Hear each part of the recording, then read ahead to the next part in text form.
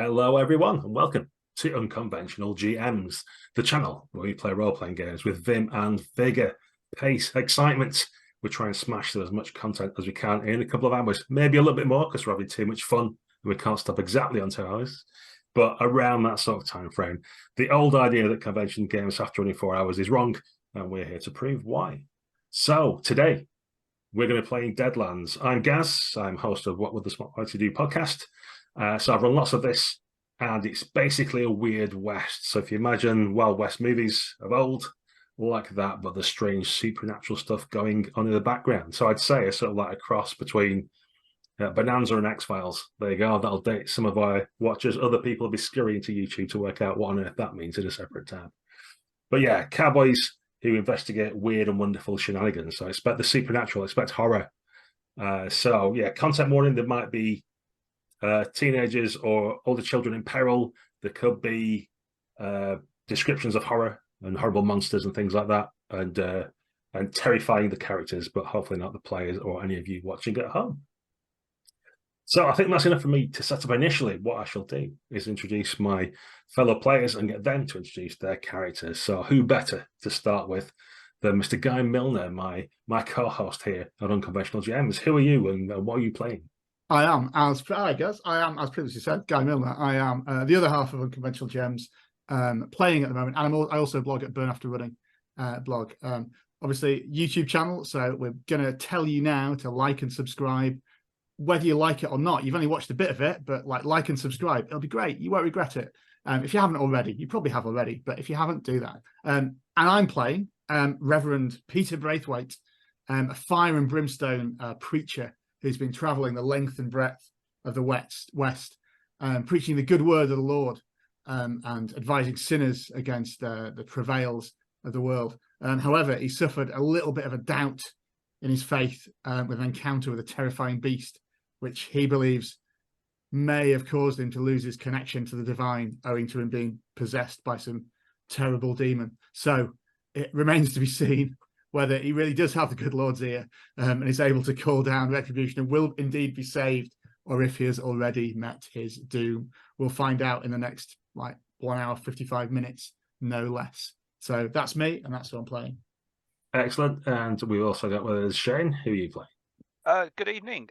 So my name's Shane. I don't blog, I don't YouTube, but I am named after my dad's favourite cowboy. And I am playing Captain John Redwood, a cavalry officer of the Northern Army in the now stalled Civil War, which Captain Redwood would refer to very much as an uncivil war, a man of honour even through the horror. Very good. Alex, who are you playing? Hello, my name is Alex. Excited to be here after being on the Odyssey Aquatica series. I am playing Dr. Huckleberry Jubilee, a titan of science and objective reasoning, who brings his many wonderful, weird gadgets and inventions to the group. His addiction to morphine really is just another testament to man's power over his own body through science. Excellent stuff. And last but not least, we have Jag. Oh, hello there. Nice to be back. I'm Jack. I play tabletop games, and pretty much that's all. You want to know who I'm playing? Well, my name. Who's asking, old man? I'm just kidding, Gramps. I ain't grown up with no family, so I can't tell you nothing about what it ought to be. But I've played across the plains, and folks know me as the Sedona Kid. My 6 strings have caught the hearts of as many as my 6-shooter. Just saying.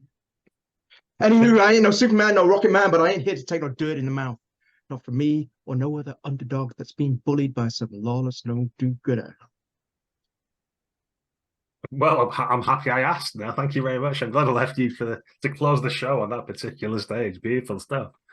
So then, let us get to it. Our characters work for the agency, a shadowy organization. Is it part of the government? Is it not? Who funds them? We don't know. All we know is that when good, honest folks out west, away from civilization, face the supernatural or other horrors, these are the sort of people that get sent out there. A little posse of their own. They've just rode into the town of Coffin Rock. Some other keen-eyed viewers who played Deadlands before may spot assets, names, features from Deadlands supplements. Don't worry, this is a whole new adventure. But, you know, just roll with it, baby. So we're in Coffin Rock. Father Abernathy, the priest, has sent a letter, multiple letters and telegrams, asking for help because the people, the animals, all manner of things are going missing from Coffee Rock, and he's worried for his flock. So you've rode into town. It's been a dusty day. It's in New Mexico. The sun's been beating down. It's been a very dusty trail. It's clawed at the back of your throat. You can't wait to get in a saloon and have a drink and find out what's going on, perhaps. And I should say as well for our watchers that we're using Roll20. You won't see that. We've not got enough real estate for everybody's face and the screen. So I'm going to rely on my fellow players to come up with cool descriptions and describe what's happening orally for you so that you can all understand. And we're going to jump straight into some action. There's a saloon, a hotel, there's a bank at the end, a hardware store, other things, all the things you expect to see in a Western town. And it's quite narrow. On one end of it, there's a couple of Mexican banditos, they look like.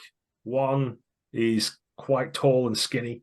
He's got fine-looking clothes on, beautiful wide sombrero. He's got coins sewn down the side of his trousers, and he's got this amazing chromed pistol that he's waving around in the air, and it's got a beautiful smile that the sun glints off.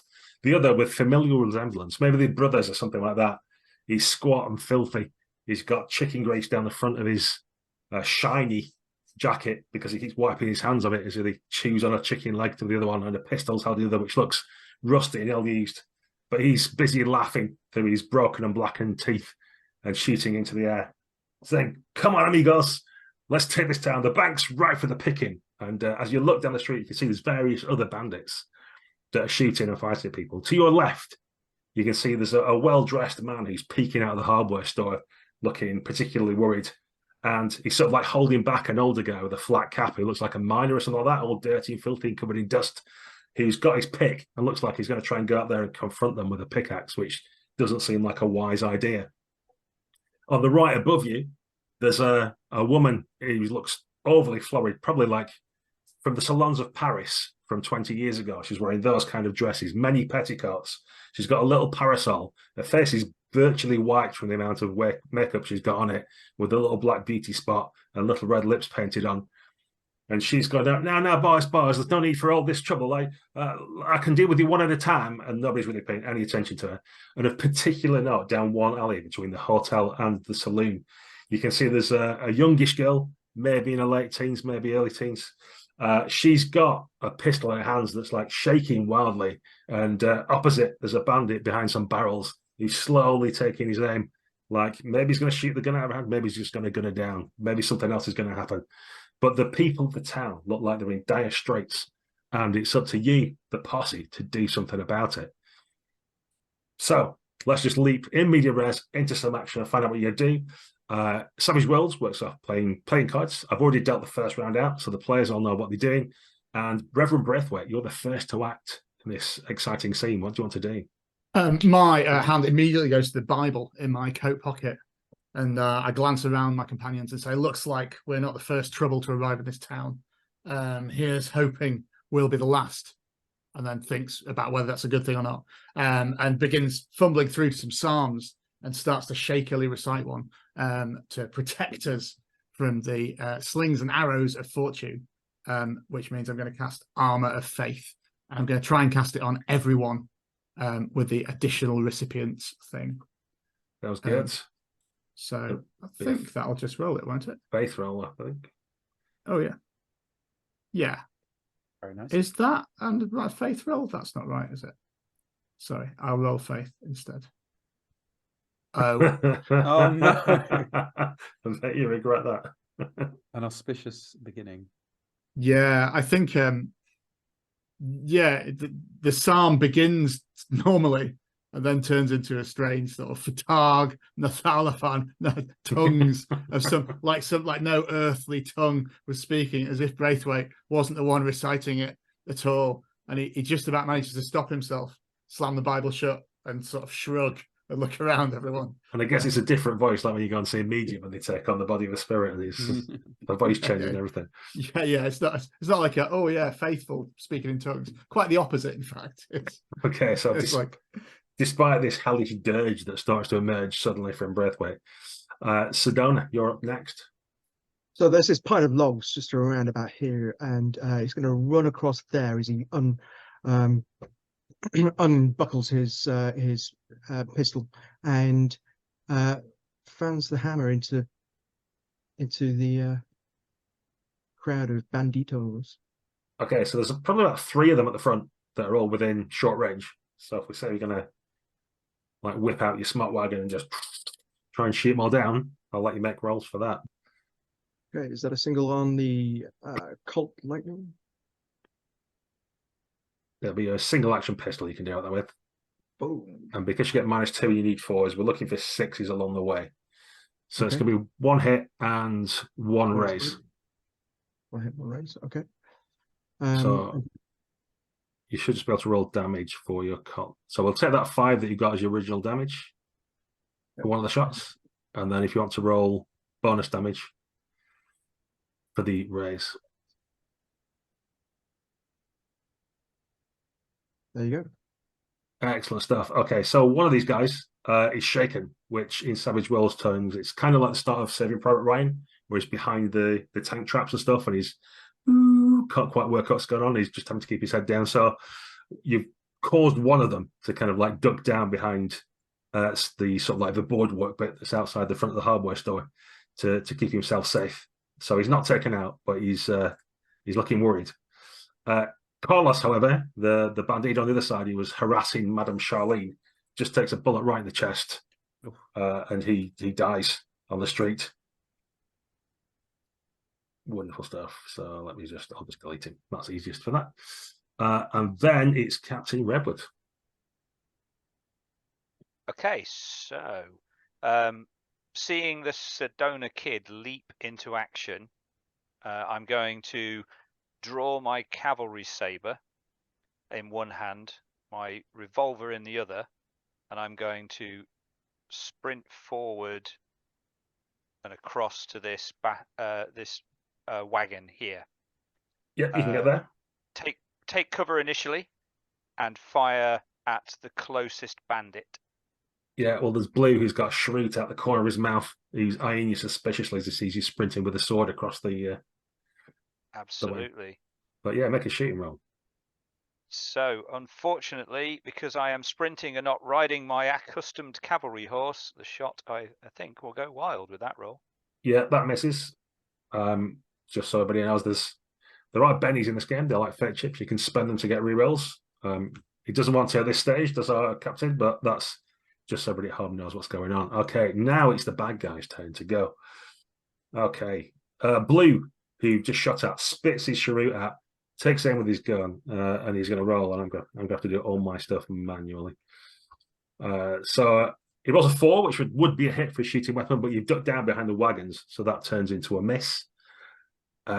Jake is the other guy who was shaken, who's trying to escape Sedona Kid's attentions. He recovers from that and returns fire. Ooh. Getting a 9 -2 for your cover the 7, so that's a regular hit. So even being despite the fact that you're behind those rocks, a bullet does come your way. It's going to do 7 damage. What's your toughness, Sedona Kid? Toughness is 6. Okay, so if you want to mark that you're shaken as well, possibly shoots your hat off and you feel like the need to duck down. So when it's your turn next, you'll have to try and recover from that condition before you can act again, yeah? Yep.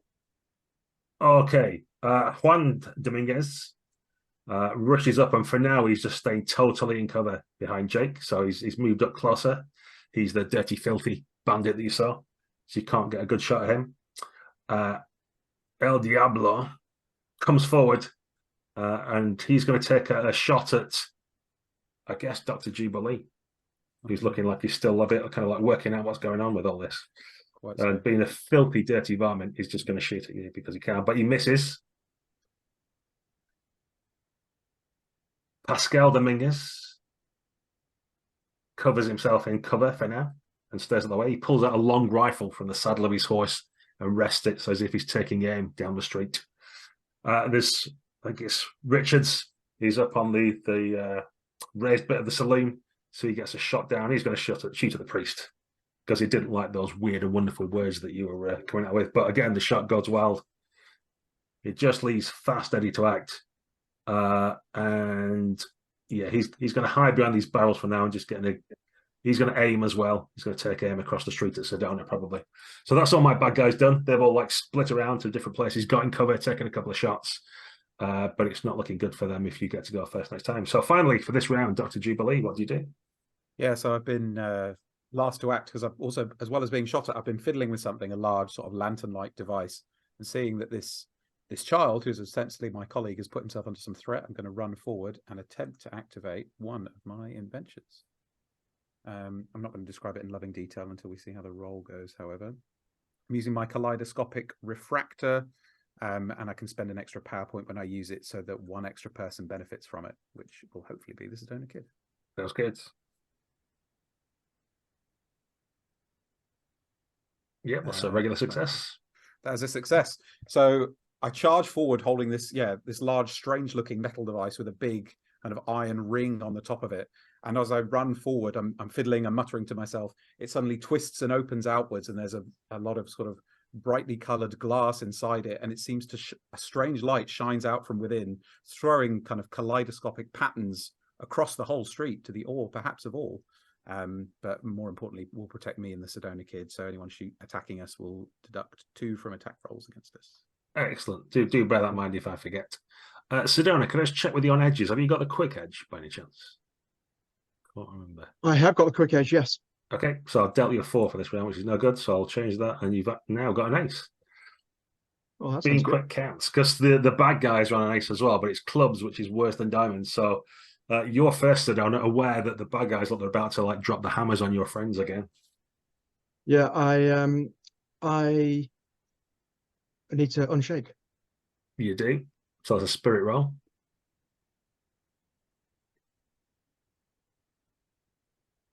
Yeah, you've done it. So you can act as well now. Okay, great. I think I've let loose all my bullets. Need to reload. Well, you've got a single action, which you use for that, but you've also got a double action pistol. So if you wanted to switch guns, you can do that. Yeah, if I can draw that and just I'll fire a couple of shots over the logs that we've got through this kind of kaleidoscopic thing in front of us. That sounds great. Aiming towards the Jake, was it? I think Jake's the one who's gone into cover. Yeah. Yeah.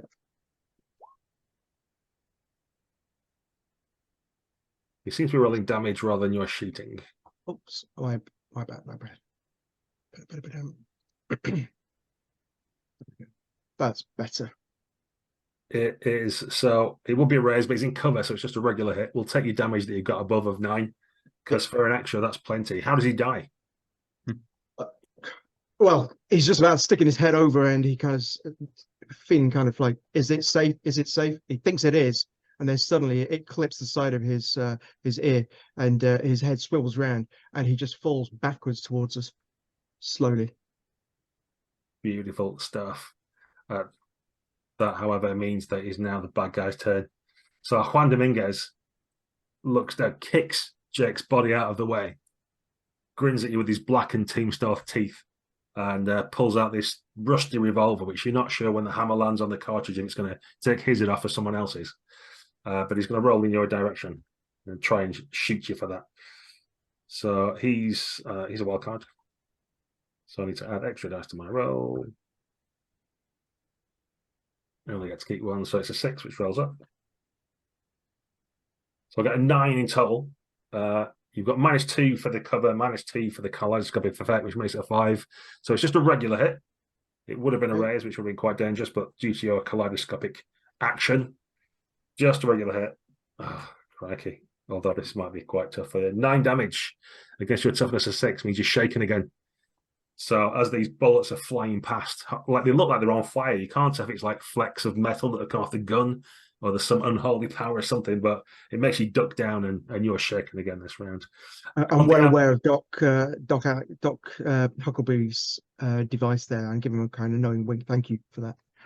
Yeah, you're not the only one to do that, as El Diablo looks down the street at this device and thinks maybe if he shoots the doc for that'll make things better for his men, but the bright lights of the kaleidoscope are just too much for him as his shot goes wild. Blue's going to lean over and shoot at Captain Redwood, which would have been a hit, but he's in cover behind a wagon. So there's probably a meal bag or something on top that gets a hole in it, and loads of bits of grains are kind of like pouring down by the side of your head. Fast Eddie's taken an aim at youngster down a kid from across the street, though. So he's going to get a bonus on this roll. But fortunately for you, because of maybe it's the cover, maybe it's the kaleidoscope, who knows? The shot just misses you wildly. Richards, with his advantageous position, he's still not keen on this priest and his weird arcane voice that he used. So he's going to actually, he's probably at medium range, so that's going to miss this time. And then right down the far end, do you know what I'm going to do? I'm going to be egalitarian about this. I'm going to roll D4 based on how you are on the Zoom windows and find out it's going to be Captain Redwood he's shooting for. So Pascal, is it? Yeah, Pascal is aimed with his rifle. It's got better range, so it doesn't count as a penalty for that. But you are behind cover, which is all that saves you from this rifle bullet that whistles past your head. Because the meal bags come down a little bit now, and there's a bit of cover missing.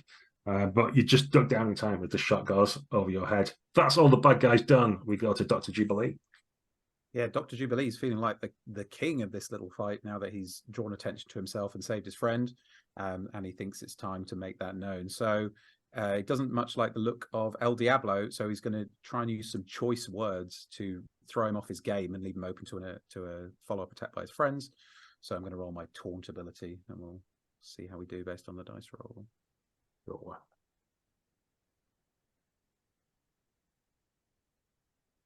You get a raise. Nice one. So I'm going to apply, I can choose to apply distracted or vulnerable. Yeah. I'm going to do vulnerable, and with a raise, he's also shaken. Yeah. It really throws him off his game. So I'm already drawing attention to myself because I've got this bright light shining around, and I say, "Oi, peasant!" And he looks at me, and I say, "You and your no good scumbag friends are nothing in the face of our civilized Eastern reasoning and machinery. You might as well surrender now." He looks at you through squinted eyes and says, "K," and looks very confused about what's happening. Okay, he's distracted and vulnerable. Braithwaite, what do you want to do? Braithwaite, I run towards the captain and crouch beside him under this fading cover and say, "Captain, the Lord is on our side. Your weapon is blessed," and pull out a sort of old bit of shroud that he believes to possibly be a relic. Certainly the guy that sold him it thought it was, and just rub it on his sort of rifle barrel as I try and bring the Lord's power down to do righteous retribution on his weapon.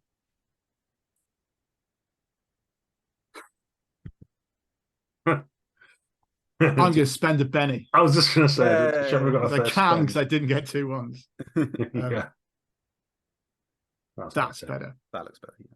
So you get +2 to damage basically on that. Wonderful stuff. And then it is indeed Captain Redwood to make an action.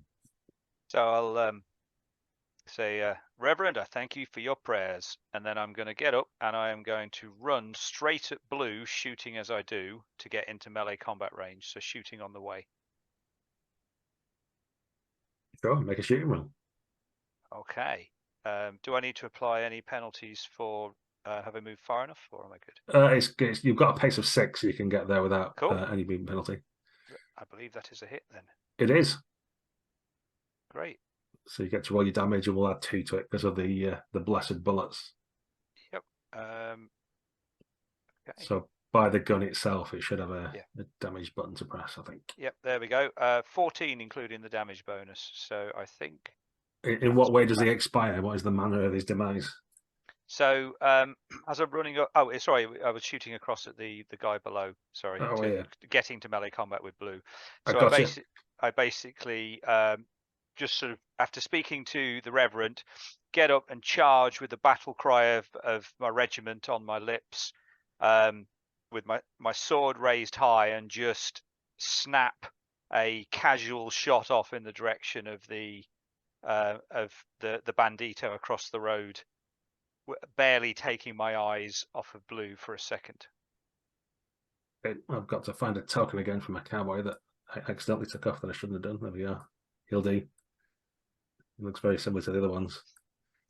He's very small for some reason, but you at home can't see this token, so it doesn't matter. There's a diminutive cowboy there. That's why he's so angry all the time. That's why he's got a bad attitude. Small man syndrome. Okay, that's all Kai's done. So we've already whipped through a couple of rounds of action. Let's see if another one can prove decisive for this. I don't know where that card went. I'll deal another one. It's looking good for the bad guys, I'm going to say. Okay, Bandidos get to go first again. So you're in Redwood. You're in combat now with Blue, who's pulled out a boot knife, which he tries to stab in your face. But I'm going to guess your parry's better than 4. So you knock that aside with your saber. Fast Eddie's going to have to move out into the street to get a clear shot at the Sedona kid. But he squints down the dusty road and gets a 7. But because you've got 2 for the kaleidoscope and 2 for your cover, it makes it a 3, which is a miss. So you don't know whether it's the doctor helping you or whether it's the wood in front of you that served you, but something has. Juan Dominguez, being the dirty bushwhacker he is, he's going to shoot at Dr. Huckleberry because he thinks if he can sort you out, then the rest of his crew might actually be able to do something useful. So he gets a 6, which is not good again. You're in cover and got your kaleidoscope, so the shot goes wide due to a scientific device. We've got Richards up on high. Do you know what? Let's just roll spirit for him. Yeah, Richards disappears into the saloon and is not seen again, or not just now. And then finally, for my bad guys, we've got Pascal Dominguez. He's doesn't want to shoot at Redwood. Yeah, he's gonna step round so he can get a good shot at the Reverend. Because you're in the cover behind the wagon, you just hear the thud of the impact by the wood near you, and a couple of splinters fly past your face. Quickly cross myself. Yeah. And you hear him shout out, "Juan, we must go. There's too many of them. Let us leave." And he started backing away while working the action on his Winchester. Yeah, well, they did outnumber you 2-1, and now he's looking more like 1-1. They don't like even odds. That's not Bandito way. However, you guys do get your action this round. So, Sedona Kid, what do you like to do? I'm gonna. Well, I was gonna whip out my guitar and play some ominous tunes to foretell their, the soundtrack to their retreat, effectively. That's what I'm gonna do, actually. Yeah. Thanks. If you want to, you can make that a test, to try and either distract or make someone vulnerable. Do you want to roll your performance for that? Or have you got something else in mind? Performance is perfect. Oh. Okay. And is this against Fast Eddie or perhaps Juan, who's a bit more against robust? I guess they all hear it, right? Will they? They all hear it, but unless you've got the edge, which affects lots of people, you can only just do one at a time. Yeah, sure. Fast Eddie then. Yep. He's the easiest to distract, you think. Yeah. Oh. Having said that, you play ominous music, and you think it's like you've happened to pick accidentally his theme tune. You see this filthy grin go across his face, and he nods and winks at you. "You'll die last," he whispers over your music. Okay, Redwood, you're next.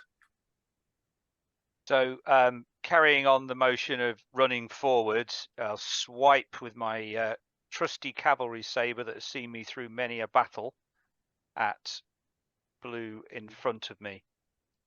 And I am going to Benny that to re-roll because, oh gosh.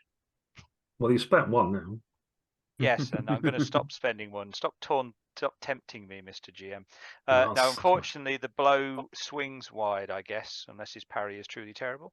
Yeah, he is a knife fighter, so although you knocked his blade to side easily, he's used to dodging around blades himself. So as you're taking your big swings, he's able to dart this way and that and get out of the way. Braithwaite, you're up. I shout at is it Juan Dominguez, the one that was shouting at? I say, "That's right. Flee, flee, for the Lord is on our side. All the angels of heaven shall answer echo and hunt you to the end of the earth," as I try and intimidate him. As a test, probably is how that works. No. Well, I'll roll just in case he happens to get a critical failure, because you never know. 2-2. So it's just marginally better than you. Yeah. He said, I sold myself to the devil many years ago. Yeah. I'm better off holding up what I think is a Bible and pull it down. It's just like a Sears catalogue that I found playing in the side of the road. So no, can't seem to help myself. Dr. Jubilee, you're. I think I'm not gonna push too hard. I look down. I've got this kind of bag, weirdly, of explosive-looking devices that I contemplate but then reject. I think I'm just going to fire a shot off at far steady from my Derringer. So let's see. I'm actually not that bad at shooting. Yeah, it's going to be a hit. Cool.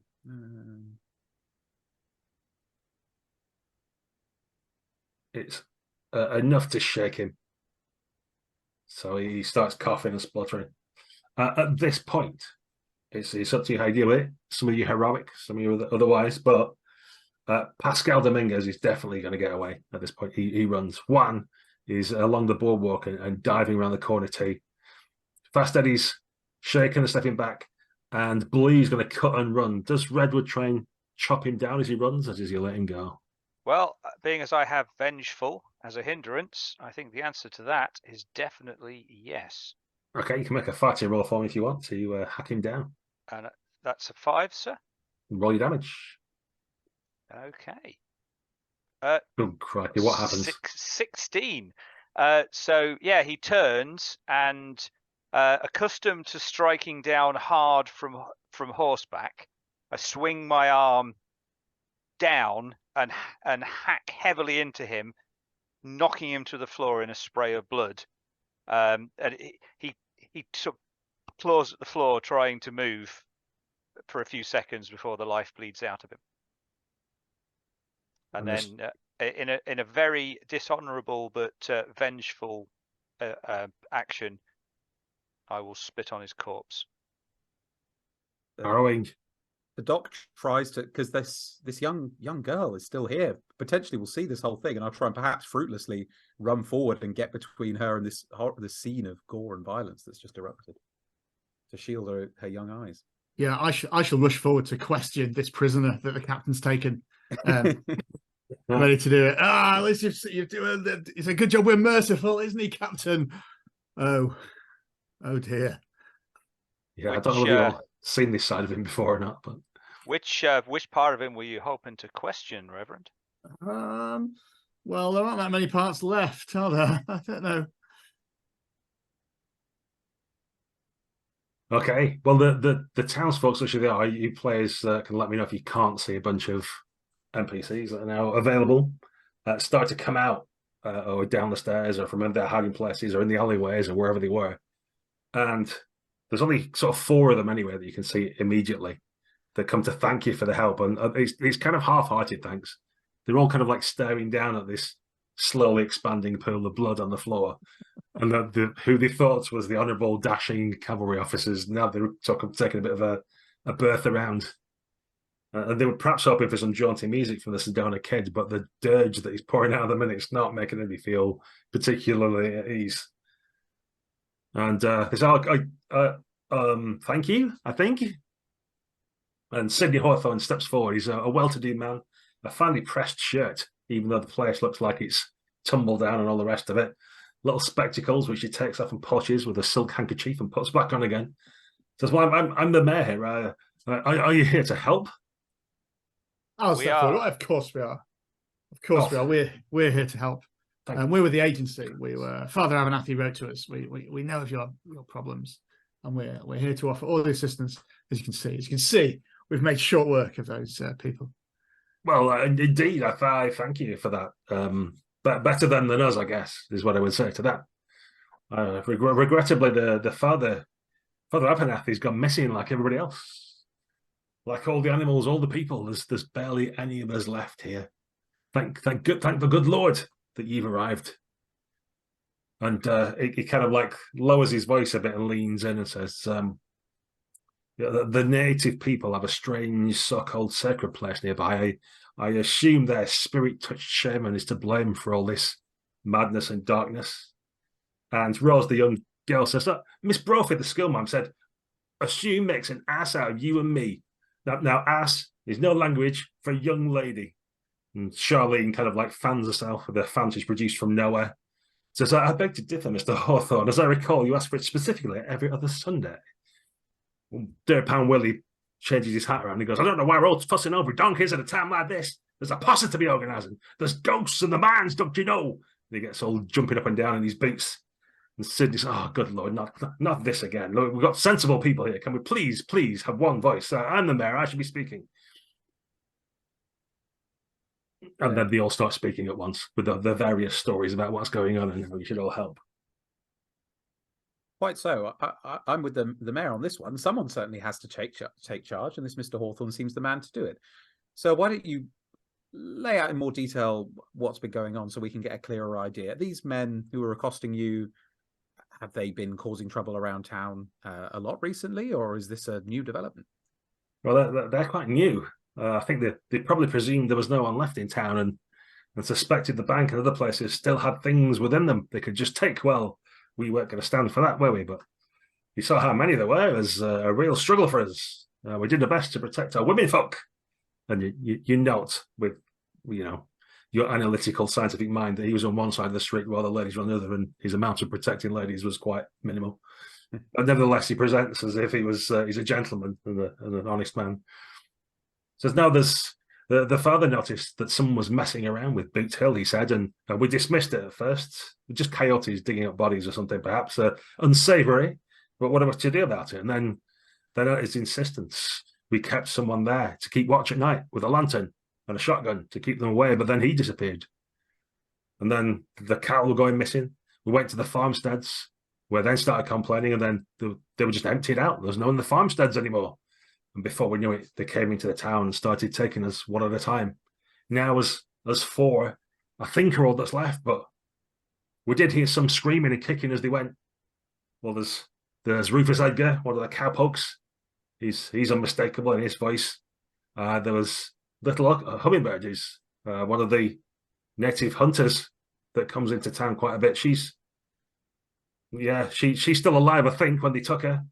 There's Lucy Dander, one of the girls from Madame Charlene's place, and of course Jerry Freeman and Miss Brophy, the school mom. There's maybe half a dozen people that we think might still just be hostages. Maybe the bandits took them. Maybe it wasn't this, whatever it is that comes in the night. Maybe it was just ordinary bandits that took them. Now, I need to listen very carefully and like to say to all of them, it's imperative that you do one thing for us if we say to sort this problem out. If you cannot get captured or disappear, that's the main thing you should try and do. We'll find these other people and get sorted. And I suggest we start our investigations where it sounds like it all began up at Boot Hill. Coyotes digging up graves. I've never heard anything so ridiculous. There is some wisdom in speaking with the local native shaman. He has lived here a lot longer than anyone else, I would wager, and will know things that we do not.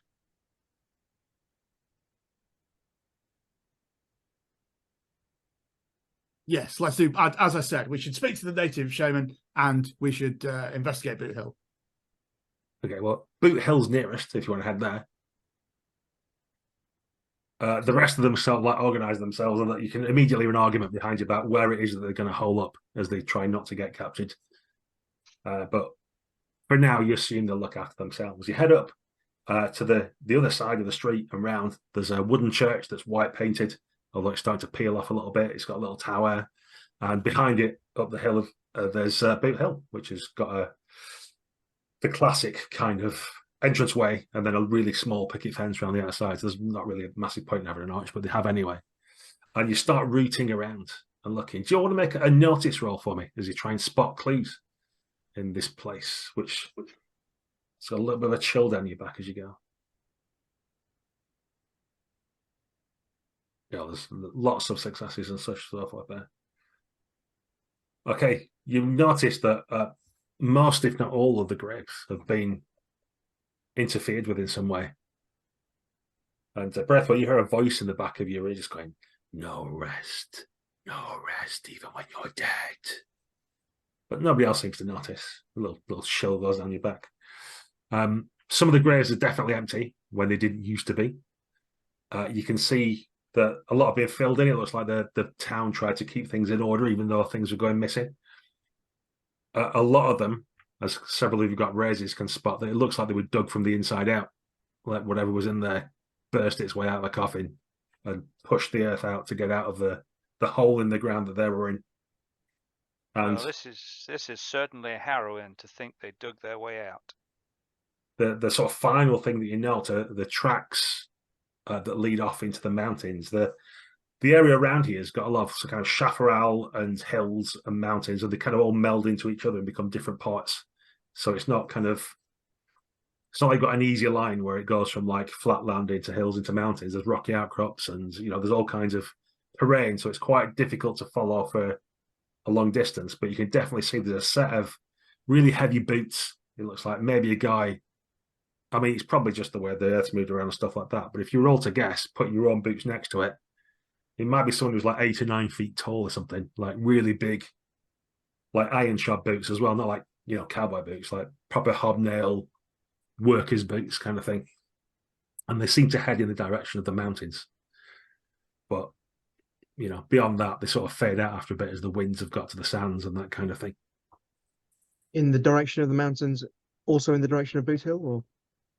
So you're at Boot Hill, and they go from there past the town in the direction of the mountains. And as I say, the terrain's all broken up. So what's a mountain and what's a hill and what's chaparral kind of all gets mixed up. But in that general direction, where you know that there's possibly, well, you can ask the townsfolk. We'll not have to go back and do that, but there's definitely where the natives lived or live.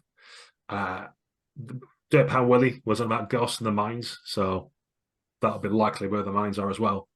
And you all know as well, on some scraggy Mustangs, you can see 2 or 3 bandits who've escaped from town, hightailing it back in that direction as well.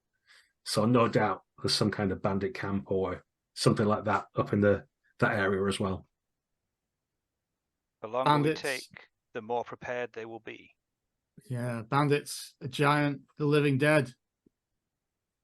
All roads lead to the mountains, as far as I can see. We may be jumping to conclusions. It may be some kind of vast machine, and indeed not a giant. And there may be some other explanation for these things rising from their graves than simple unlife. I'm reluctant to speak to these bandits again, however, but I agree we may need to go back. Perhaps there'll be more forthcoming. Now we've proven our might. Perhaps. You're going to head straight to the mountainous area and see what you can uncover? I think so. Yeah. Yeah. Do you guys want to make survival roll for me if you've got it on your character sheet? I'm not sure. Oh dear. I'd not like to make that skill roll. The unskilled roll as well, mate. You can make an unskilled roll if you want to, just to see. Jag, you might want to knock off the shaken condition that you've got because it keeps coming up on your rolls. Okay, so although not trained in it, it appears that Dr. Huckleberry, by pure chance, presumably got some scientific method or device which helps you track people down. I've just been, that's probably it, isn't it? Yeah, I've got some kind of strange, what would it be? I've got some kind of strange ear trumpet that I can kind of hold to the earth, and I mutter something about sound waves traveling through time, so I can hear their footsteps from however long ago. And even I don't seem all that convinced by it, but perhaps by luck, I seem to track them back to their camp. Excellent. So, well, you get a variety of things. So you do get it sounds like tombstones dropping of these heavy beats, looking like a slow and steady pace in that general direction. But as you get to more mountainous areas, it just reverberates around from all sides and you lose track of it. But looking around, you can see there's one pathway that leads into the lower mountains and hills, and you can start to see bits of buildings built into the cave rock itself, or the stone walls, which is probably where the native settlement is or was. You can definitely see the hooves, or hear the galloping of the hooves in your ear trumpet of where the bandits are, and can find them in a box canyon if you wanted to follow that down. And then just from a weird screaming in the air. You'll know it as ghost rock. So for viewers at home that don't know, there's like this silvery coal-like substance that was discovered, which has allowed all kinds of wonderful contraptions to be built. And it burns far hotter and longer than coal does, but it lets off this eerie screaming when you set fire to it. It's just a whistling of chemicals, obviously, but some people say it sounds like the howls of the dead. And you do get a sound of that coming from the mines. So you've kind of got three choices about which way you might want to head. I think we might need a second opinion about what's happening here. The people of this land, as you say, Captain, have been here a lot longer than the villagers, and it wouldn't be hard for them to have a better idea of what's going on based on our negotiation with the people of Coffin Rock, would it?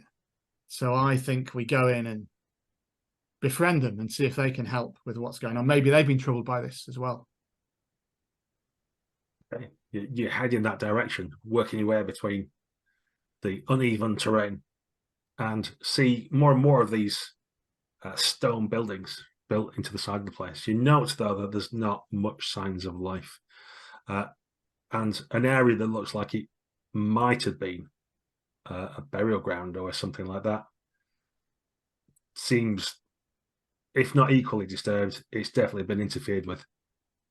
I will tie is quite a upsetting. large white handkerchief to my sword blade and wave it in the air as we approach. Okay. Show our peaceful intent. The same sword covered in dried blood. I cleaned it off. Yeah, you notice along the side of the walls as well, there's all these petroglyphs that have been there. So you don't know how long they've been there, but they obviously tell a story which is beyond your ken. And notice that some of the newer ones look, they're kind of like a stylized body upside down, if you will, all black charcoaled out, which even with a lot of limited knowledge, you're aware that that means death or the dead, which is slightly disturbing. And as you make through this eerily quiet place, you do notice at one point there's some smoke drifting up out of a. Perhaps you thought at first it might be a well. There's like a stone circle, but as you get a bit closer, you realise smoke's coming out of a hole in the ground, and there's a ladder that's been placed in there, and you can hear a faint chanting, singing, something like that, a noise coming from within. But aside from that, looking around, it's very eerie. The occasional stone falls off the side of a rock slide, or a bird or something might chitter, but there's no other signs of life. I will call out a greeting when I'm close to the hole. Howdy. We are here as friends and seek your aid. I knew you would come, an old voice echoes up from out of this kiva, as it's called, the spiritual place. You are the one with the red. I know you. Sorry, there was a problem. Please try again. Apparently, The Giggle spirits are doesn't. talking. The spirits are talking to us. I don't know what to do with my phone. I'll check it over there for now. So that shuts it up.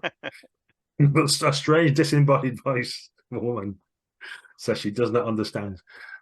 Forgive the spirits, he says. Sometimes they talk through me. You must help. I'm glad you are keen to do so. The dead walk, and you must come down. Come down. Come into the kiva, and we shall together discover what must be done. Well, duly invited, I shall climb down. And I presume you all follow? Yeah. Gingerly, but I will follow. Assuming there's no like screams and stuff like and gouts of blood coming out when the captain goes down. Yeah. After a short pause. You did Check say the captain's red. still talking. And then go down. Excellent. Well, you head down, and inside it's quite smoky. There's an array of all kinds of different pottery around. There's some stylized dolls, which seem to be in revered positions and perhaps represent spirits or something like that, or ancestors perhaps. And there is a man who introduces himself as Kicking Fox, a quite old shaman. He's sat cross-legged by a fire. Then you throw some more dried leaves on as you come in, and there's another burst of bluey smoke that fills the air, which starts to make your eyes water and claws at the back of your throat a little bit and makes you feel a bit woozy immediately. But as you assemble yourselves round, he motions you to sit, And he kind of nods and strokes at his wispy chin. Says, "It's good that you are here. The spirit said someone would help. I've only stayed to see what I could do. Everybody else has left. They thought it too much. And of course, after the war, there weren't many of us left here anyway. But you have come. The spirit said someone would come to help, and you're here. You must smoke with me, and we must go on a vision quest to work out how we can help. Because I don't know the solution to the problem, but there is a problem, definitely. It's not of our making, but we must be the ones to end it." And he lights a big pipe and starts to pass it around you all. Are you all going to try and join on this vision quest? I certainly will. Yes, a dark shadow passes over the Reverend's eyes, as if it's not his eyes, as he greedily reaches for the pipe. Okay. I have vices of my own that perhaps will enable me to join the vision quest in my own way, but if push comes to shove, then I will smoke too. Yeah, you can see that, although he doesn't say it, if you just sat there and didn't take part, then that would definitely be a faux pas. Okay. So the first thing you'll have to do is make a vigor roll to see whether you can actually stand all the smoke in the room and the closed environment, whether you're forced out due to the burning leaves and the weirdness of the situation. It's just a 4+ that you need for this. Looking good so far. Is that everyone? I can't remember. Yeah, so Well done. Yeah, okay, you're all fine. In fact, yeah, for some reason, there's some Sedona kid. Maybe it's because she used to play in like dirty jazz bars where he smokes all the time. But, you know, you've got no problem with it at all. So you all start to smoke and grow woozy, and you can feel yourselves falling back and relaxing in sleep. And then you feel yourselves lifting up, and you can look down and see you're all sat there in a circle, or led down now in a circle, as you start to drift up and through the hole and into a bizarre simulacrum of the world. It looks like the world that you're in, but not quite like it, as the herbs and the other things that are on the fire start to take effect. So to handle and understand your dreams, you all need to make a spirit roll to see if you can make sense of what's happening to you and the visions that start to assail your senses.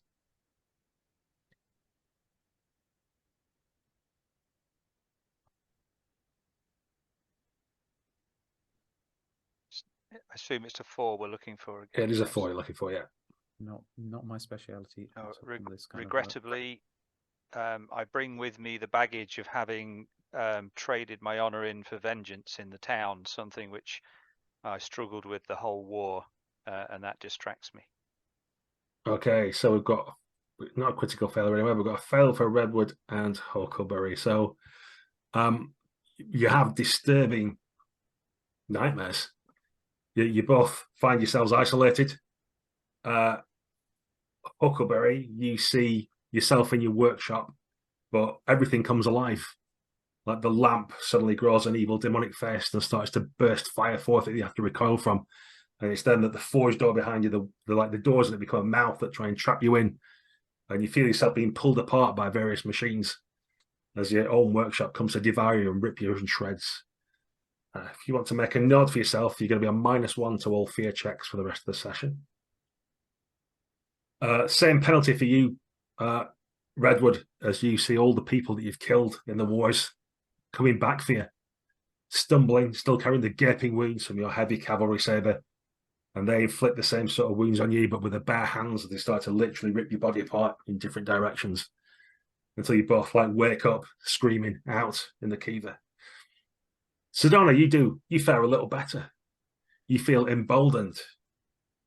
Your dreams seem happy. You go back home and see your family coming together. Even the loved ones that you thought dead are there. And your grandmother's there baking you a pie again like she used to back in the old days. It smells just like it does straight out of the oven. And they also got to bring everybody together. Family's most important. Don't let anyone tear us apart. And you feel the warmth of your family around you. And you can make a note that you're going to get +1 on any fear checks for the rest of the session. And Reverend, you are stalwart. You get a similar sense of a congregation's love. Your faith is restored. You feel, for this little bit anyway, like God's back within you and there isn't a demonic spirit haunting you. You're going to get +2 on all your fear checks for the rest of the session. And bizarrely, as you're walking around town after you've given a sermon one Sunday, you look in on a workshop of a weird scientist, and you get a lucid vision of a man with dark, straggly hair. He's got a long, wispy moustache as well, of the same colour.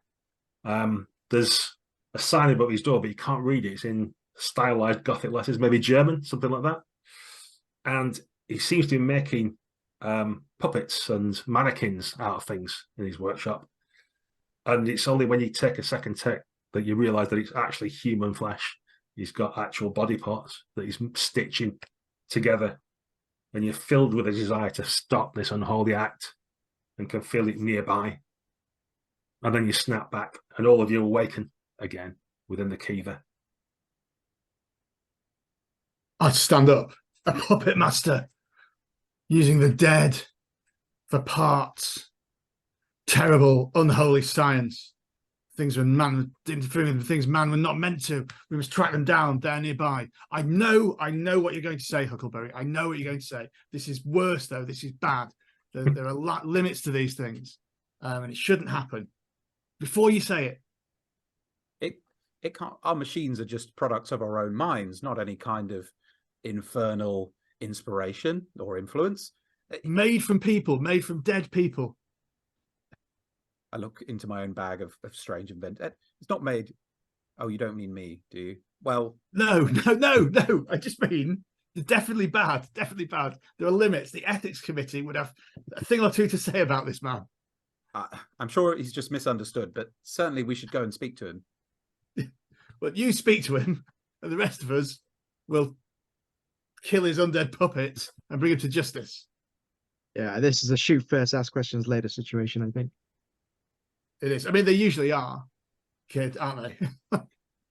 Well, any sign of a flesh maker. The vision quest was empowering. Yeah, it reminded me of a thing that I had long lost. I hadn't had a family for such a long time. That was the closest that I got to it. And then to see this vile monster piecing together the corpses of people taken away from others. I know how they feel, but I can't imagine if that was if that might have been the fate of my own family at the hands of someone like that. No, can't be standing for that. Make sure that all his guns are doubly reloaded as he turns and kicks the dust. Captain, I hope you saw some loved ones or perhaps got some insight into this workshop business. I saw death in all its faces. And a kind of dark look passes over the captain's face. Well, perhaps we should thank this man here for his hospitality and his We've had a lovely time. Whatever that was. Give it a trip up by the stars. Yeah, well, to smoke with you. Yeah, it's good. Kicking Fox has been like just nodding along to everything he's been saying. He's obviously had his own visions that he's seen. Takes one last puff of his pipe. Says, our workshop, well, the silver mines as they call them, there's some of that ghost rock in there. And I know that someone had set up shop. I had no idea that it was something like this. I just thought it'd be going the usual stuff, nailing the land down with its iron bounds of the rail tracks and stuff like that. But yeah, sounds like you must head there and put an end to it. Don't worry, after you've travelled the visions, you'll now be emboldened in your action and your hearts will be strong. And I'll give you strong medicine as well. And he hands each of you one of these small straw dolls that he's made. Saying, these are some of my ancestors. They will protect you. Up to you whether you take them or not. But a rough simulacrum, but perhaps worthy of study later. I thank you for your generosity, sir. It's fine. If you find my granddaughter Hummingbird, tell her I'm hungry. She's not brought me a turkey in many days. I fear that she may have fallen foul to this as well.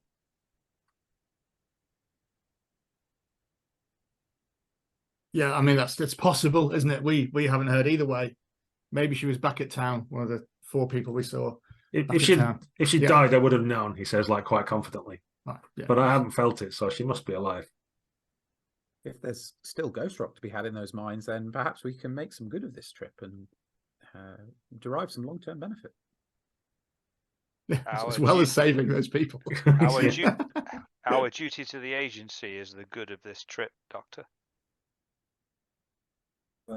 Some view the agency more as a tool than as an end in and of itself, but we can save these quibbles for later. And there may be something that Dirtpound Willie can tell us about whoever has set up. Maybe they can give us a sense of the layout of the mines, this kind of stuff. If we think we might have time to run back via the town. You'd probably burn up your day to go back to town and then back out again to the mines. So that's a decision for y'all. There is also the matter of the bandit camp, but perhaps we have bigger fish to cook now. Yeah, no disrespect to Dirtpan Willie. We only met him briefly. I was not convinced of his wisdom, though. We've all got our gifts, and I'm not sure if Willie's gift is going to be that helpful for us. And he might want to come with us. He was talking about rounding up a posse. So if we're not careful, we'll end up with like all 4 of the villagers coming with us as well. Yes, the working men certainly have their uses, but men of reason and men of action like ourselves are better suited to this work. Yeah, I think we said the same thing. Yeah. As the sun's gone past its zenith and starting to fall down behind you, you head out to the mines. There's an excellent shot of the sun behind you, silhouetting your 4 forms as you start to walk there. And with that, we shall take a short break. For you in VRland, we're going to edit this, so it'll only be a few seconds. You don't need to fast forward or anything, but we just need to relieve ourselves, get our refreshments, and get our victuals in order. So I shall see you all very shortly.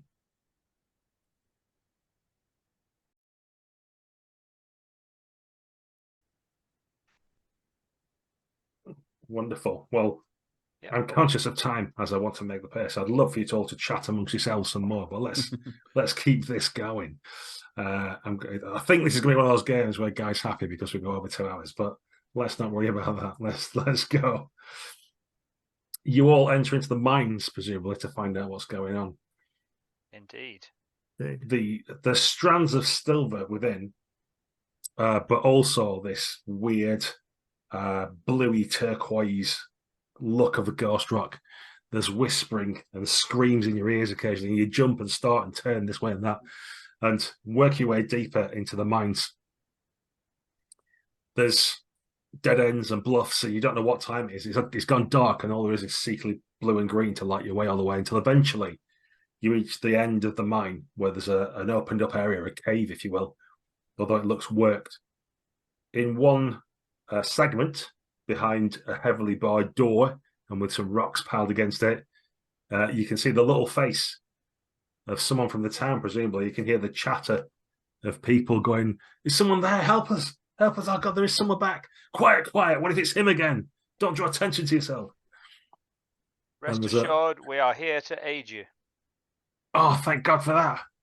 Oh, thank God! Someone's here at last. Yes, stay tight. Be quiet. We may yet have the element of surprise. Shout down here, echoing that caves. Oh, brilliant. And well, happily you can get in and look and perhaps try and free these prisoners and investigate what's around. There's an array of scientific equipment when you get here. Weird scientific equipment, I should point out. There's ghost rock fueled devices. There's tables that look more like butcher slabs with bits of body parts still on them. Blood everywhere. The melding of flesh and metal. All kinds of unnatural things that have gone. You're disturbed at one point as you're all looking around and trying to work out what to do. You find the body of what's probably Miss Brophy, the school mom that everybody liked, although it is just the body, there's no head. But you are delighted, on the other hand, to see through the barred window of this little door that little hummingbirds there, who the shaman was after, and also some of the others that the townsfolk were hoping were still alive. And they seem in desperate straits as you start to move the rocks and pull on the gate. And then you hear like a clockwork click and a ping, maybe with like a wire snapping or something. And it's then probably Jubilee notices first that some of these deposits of ghost rock have devices attached to them, which are now starting to spin round with a little stopwatch attached, and you think there's booby traps that have filled the mine. So this is going to be a dramatic task for everybody. You should see now a couple of clocks have appeared, and you've got 3 rounds between you to try and sort these things out. So there's quite a lot of successes needed between the 3 of you, and you can use whatever skills you think are appropriate. You'll just tell me what it is you do, and as long as it sounds reasonable, we're all happy, you can make a roll. Every success you get gets you 1 segment. Every raise gets you an additional segment, so obviously they're better. If you get a critical fail at some point, then I might just trigger the clock fully, or I might reduce a segment, something like that. So critical fails are bad. But otherwise, 2 6-segment clocks they need to fill in 3 rounds. So the first one is disarm the bomb, although there's actually lots of bombs around the place, you realise, and the place is full of ghost rock, so you know if it went off, you'd all be incinerated. And the other is to save the townsfolk, because they're kind of independent. You might get the people out, but the bombs go off anyway, or the bombs might go off while people are still here, or you might disarm the bombs, but as a result, there's cave-ins or things which kill the people. So they're kind of concurrently running, and it's up to you guys what you do to solve each one. And I'll deal cards just to know which order they're in, and so we're all clear we know what's happening. If someone gets a club on their action card, it means there's a complication, which makes it more difficult, and I'll narrate some extra thing that's happened, which makes it worse. Good. Everybody at home got that? Well done, listeners and viewers. Okay, I'll deal out cards, and one's disappeared off the table again, so I'll deal another one. And I'm going to change layers so that people can see what's happening. There we go. So Braithwaite, you'll be happy to know you've got a Jack of Spades, 6 of Spades for Jubilee. I've got 9 of Clubs for Redwood, which things are complicated for him, and 2 of Spades for Sedona. Which, although you're quick, I could reskin that, but it means you might get a club, so you might be happy sticking with you 2. Okay, let's start out with the high score. So Braithwaite, you're the first to do something. Do you want to try and disarm bombs, save townsfolk, or what are you doing? I think sorry, I'm getting my characters mixed up. Go ahead. I think I'm going to try and focus on the townsfolk. First of all, I'm going to look. I know you want to escape, but it's important we all stay calm. Just move slowly. I don't want to worry you, but there might be some bombs. There's ominous ticking echoes around. But there's nothing to worry about. You just need to move slowly and carefully, and don't panic. And there's like is that Miss Bro? Don't look. That's not Miss Brophy. It's not. It's nothing. It's just a rock formation. I recognise a dress. No. There's been just a dress has been put on a rock formation in the shape of a humanoid with no head. Just be calm and come to us. I'm trying to use persuasion too. Sure, go for it. Sounds good to me. They're obviously all panicky and running around like headless chickens as soon as they're out. But no, they're not. They're chill. So that's any of them are. I'm like, I've actually got a couple of leaves of this stuff the shaman gave us. Actually, if you want to have a quick, yeah, quick chew of this. Yeah. Okay, so you fill in 3 segments of the Save the Townsfolk box, which is good. So I imagine that says that the doors are definitely open, and now you're trying to corral them because they're kind of like running off like it's like herding cats, if you know what I mean. Yeah. Now they've got a bit of freedom. They don't know. No, it's this way. No, it's that way, and they're all kind of, where's my satchel? I can't leave without that. Okay, next up we've got Redwood. Which task are you trying to do first before I mention the complication? I am going to attempt to get the townsfolk out. I should be barking instructions in a well-practiced military voice to get their attention and get them obeying me. Okay, you do know that, but it seems that Freeman's got some kind of issue with authority. And as soon as you start barking, he starts, why should we listen to you? You're probably working for him. This is all a trap, everyone. He's trying to listen to us, commanding us to our deaths. He's from the north. I was in the Southern Army. You can't trust this man. So unfortunately, you get -2 to your roll as Freeman's dissenting from you and trying to stop your sensible orders from being carried out. Regrettably, then, Freeman is the impediment that stops me from succeeding. Yeah, you're at Bandits as well. Yeah, okay. So they're sort of like at least not running off now and all staying like fairly close together. So that's something you've got going for you. Okay, Jubilee, that's you, Alex. Yes, I'm going to try and disarm the bombs. I'm going to use my weird science skill to use my sort of theoretical knowledge of strange machinery and ghost rock to assist me here. I think I probably know about sort of the way Ghost Rock affects kind of airflows, and maybe we can deprive some of these explosives of oxygen, which hopefully they will need. Sounds very scientific. That's the theory behind what I'm going to try. That's enough for 2 segments as you start to choke off the gaseous elements, the ghost rocks that are going to need to go off. But there's just plenty of these devices about. So although you isolate some, you're aware that you can hear the ticking from echoing around the caves all around you. And then finally, for this first round, we've got Sedona. So Sedona Kid is in amongst all the kind of hubbub of trying to get the townsfolk out, is showing them as they're coming out just how to step away from where they are towards safety in a calm, stealthy manner. And he's well practiced in keeping a low profile, and he's just giving them kind of tips about don't step on that, stay away from that bit, and hustle this way, and just been imparting a little bit of that. And yeah, stealth. Sounds good. Boom. Boom. 13. That's enough for you to get all the townsfolk out of the mines.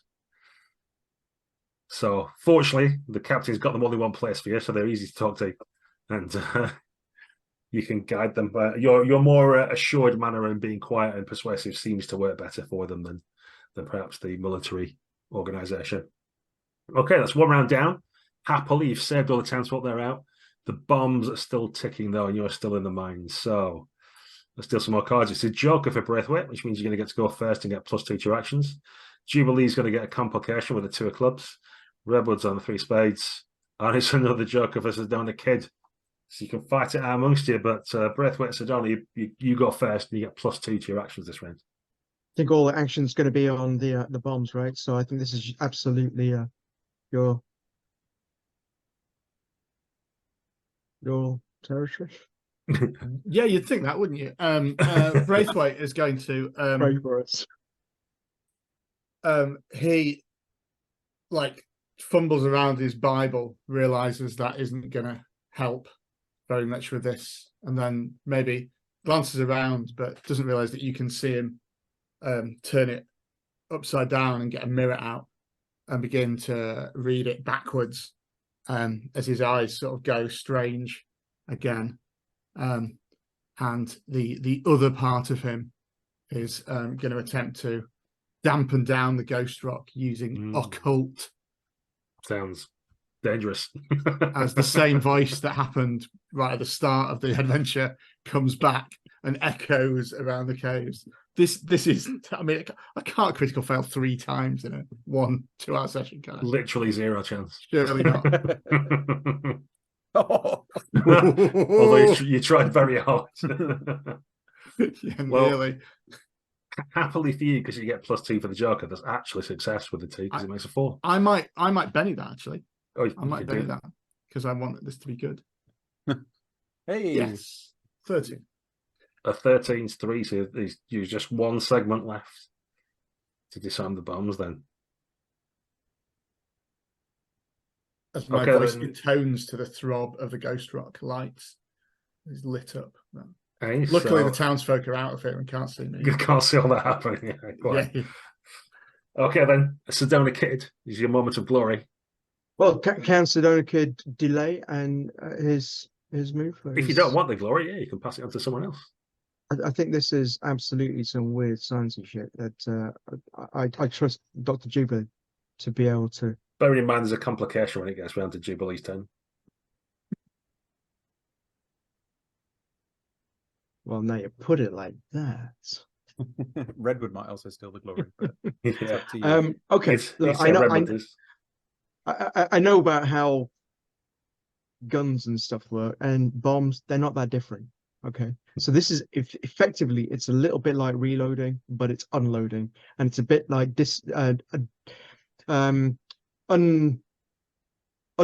my gun to clean it, and that's what it's like. So I'm looking at what's going on there, and I'm basically using my talents that I've developed from shooting to understand how to disassemble this device in a way that makes it very easy for it to be neutralized. That sounds amazing. And just so you know, in my head, you're shooting the stopwatches off all the bombs. But like you can explain it however you want. He's a child, right? Children worked on machines in the past because they got little hands, so you can just like take it apart. Yeah, the voiceover is what Sedona said. Yeah, And we're in a mine, which is where kids love to work. So yeah. Yeah, I think you're shooting. It's a good thing you're not in range. Oh, shoot. Yeah, don't make a critical fail, will you? I hope not. So that's 2 successes. Plenty. Yeah, it's all enough. I'm just going to recall all my cards. I'm going to shuffle the deck because we're going to need them in a sec. Yeah, so you as you say, you're used to stripping down weapons and dealing with that kind of stuff, and you just undo all the ones you need to anyway to make sure that you're all going to get out safely. And you probably the mine's not going to go up, but it looks like it could do with closing anyway, to be honest. So happily, you all get out. There's an excited pile of people that talk to you on the outside. Again, as is our brand for Unconventional GMs, I'm going to forgo lots of talk because I want to get us to the end scene and get this done in a timely fashion. But I don't want to deprive you all of all chances to roleplay because we need a bit of that as well. So just with that caveat, if you can keep it a little bit brief, you'll kind of like discuss what happens as you take these townsfolk back into town. I'm going to give you a penny each as well. I'm desperately trying to convince them of the still great benefits of machinery and science to their townsfolk, and what they need is marvelous ghost rock machines, and ignore those ones back in the mine. They're badly built.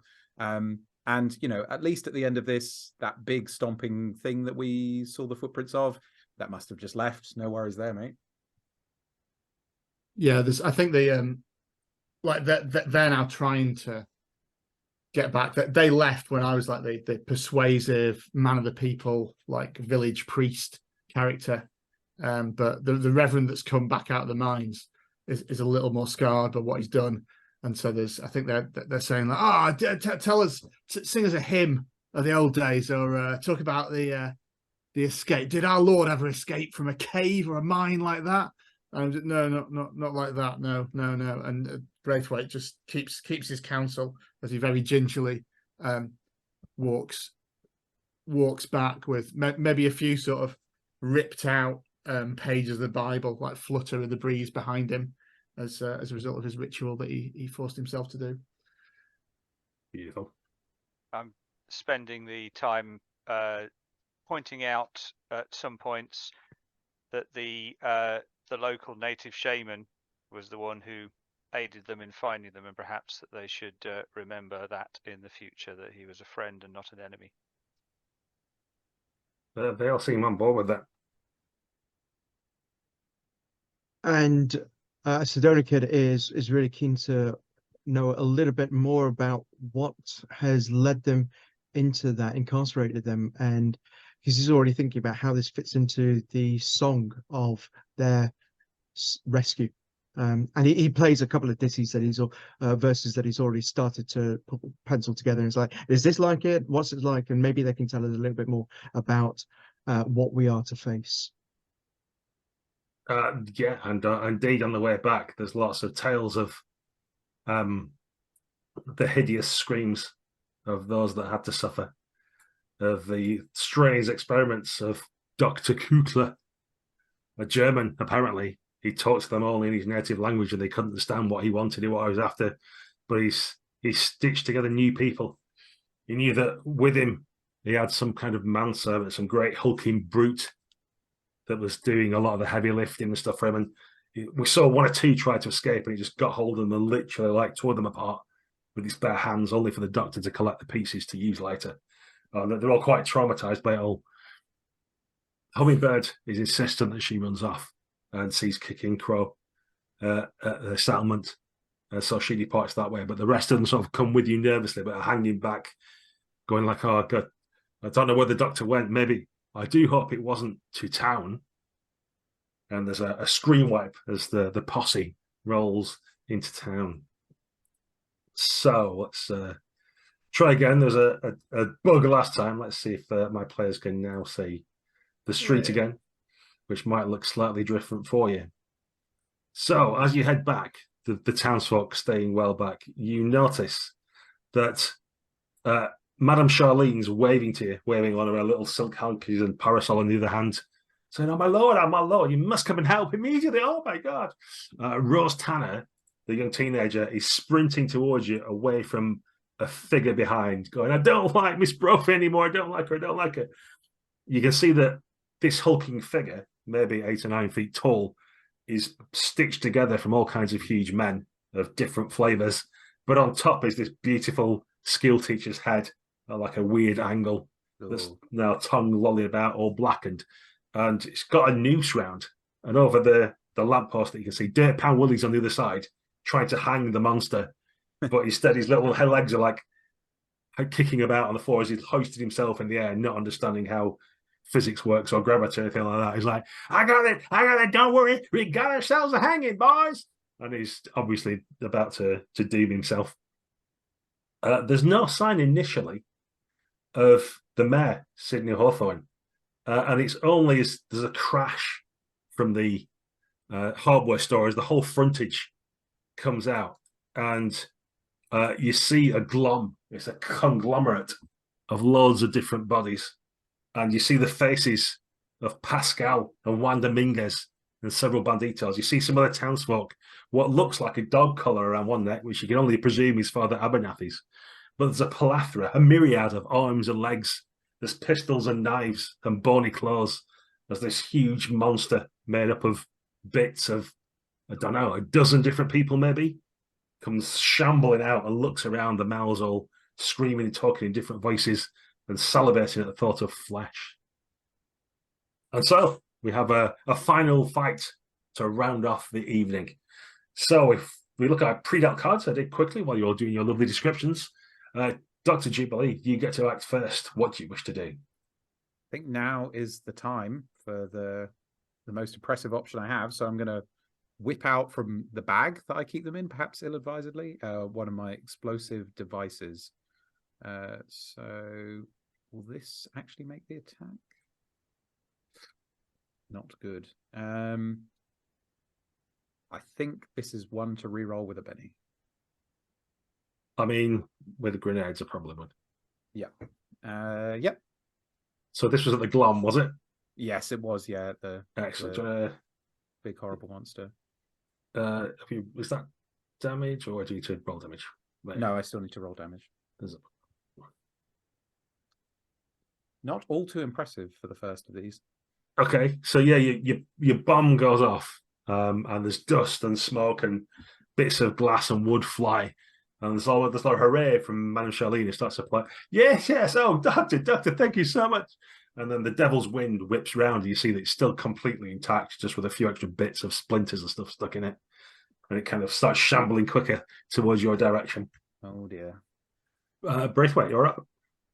I heft my cross and say, "Begone, for we are protected by the armor of the Lord." Hoping that this spell this time actually Braithwaite doesn't have, it turns out he's unable to cast it, might work. Trying to get everyone, well, all of us for, like, yeah, not all the buddies as well. Okay. No. I'm going to spend that final Benny and reroll it so I can actually use a spell successfully. You got an extra one for saving the townsfolk. You'll still have one Benny left, which is good news for you. Yeah, success. Everyone gets +2 armor. Yeah, so everybody's toughness is basically 2 better for this fight, or for a few rounds anyway, which is all it should last, I would think. Okay, Redwood, what do you do? So I will, seeing these abominations, an opportunity to atone for all the things that my vengeful streak made me do in the war. I'm going to draw my pistol and saber again and advance towards Glom, firing my Colt 44 army. Great. Get a shoot roll. Oh, yeah, there's something else I need to do, but I'll do it at the end of the round. Sorry. Ooh. Yeah, it's going to be a raise. 9. Hit with a raise. Nice. And the damage is 13, I think. 13 damage. You blow one of the heads off. Juan Dominguez's dirty blacktooth mouth goes flying off, but it only seems to shake the glob as it's slightly confused, and its brain starts to rewire. So you've shaken the monster. Sedona.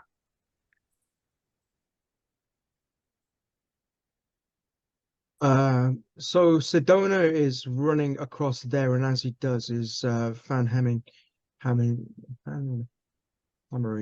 his Colt Banging the Dragoon hammer. towards, yeah, towards the Golem. Sure thing.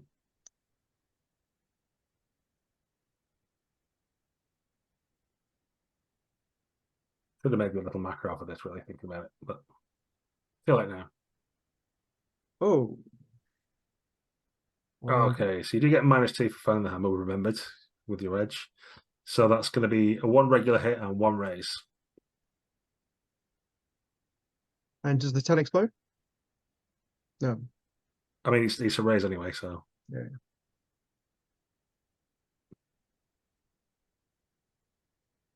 You could keep rolling the die for the noise it made, but just roll damage. Okay, so this is a regular hit. 9 ain't going to do anything, and then the raise. You get your bonus damage on this one. An extra 1. Okay, you do it. A wound. All right. So you just empty a gun. All 6 rounds right in the center of mass, and it seems a couple of the bodies like properly die within it as well, but it's not stopping it from continuing to shamble towards you all in slow motion. And in fact, it's its go, isn't it? So let's roll. I'm going to roll a D2. On a 1, it's going for Captain Redwood. On a 2, it's going for the Stunner Kid. It's going for the Stunner Kid. Of course it is. I'm going to say that young Miss Tanner's managed to run past at this point, so she doesn't get in the way. And the Glom, on many legs, shambles up towards you with its dirty claws and weird knives, and tries to slash your pilot like fighting of D8. That's right. So I've got D8 explode, buzz, D6 explode. And I've not rolled that properly. God damn it, Gary. Let's just roll a D6. We'll call that with it. No good. Okay, so happily for you, it's still trying to go all its arms and legs in order as it arrives. It seems to steam up to a great speed and then it tries to untangle all its limbs to work out what's going on, especially with a body and a couple of heads missing or whatever's happened.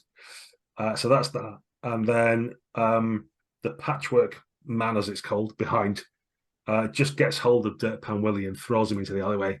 And there's a sickening crunch from within and a groaning sound, but you don't see any more of that as the body's still facing the alleyway.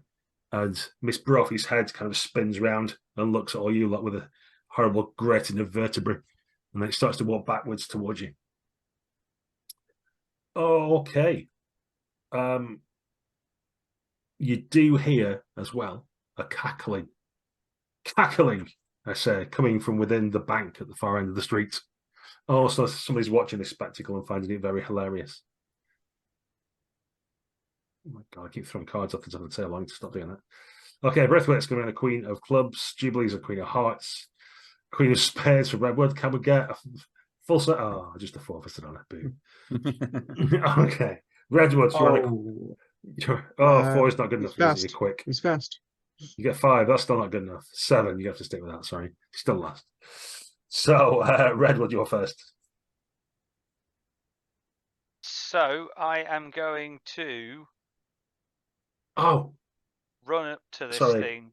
Oh, sorry, go ahead. Sorry to interrupt you. I've just remembered. You should have all made a fear check.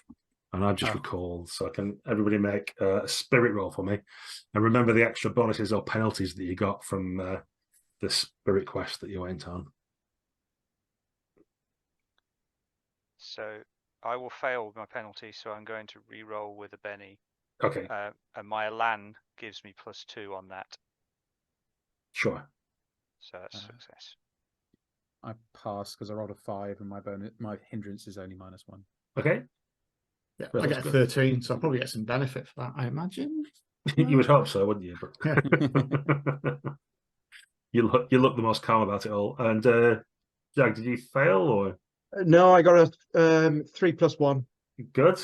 I'll put my fear table back away again then. I was glad I spent time putting that together. Okay. So you've studied now. Sorry, I interrupted you, Redwood. What do you wish to do?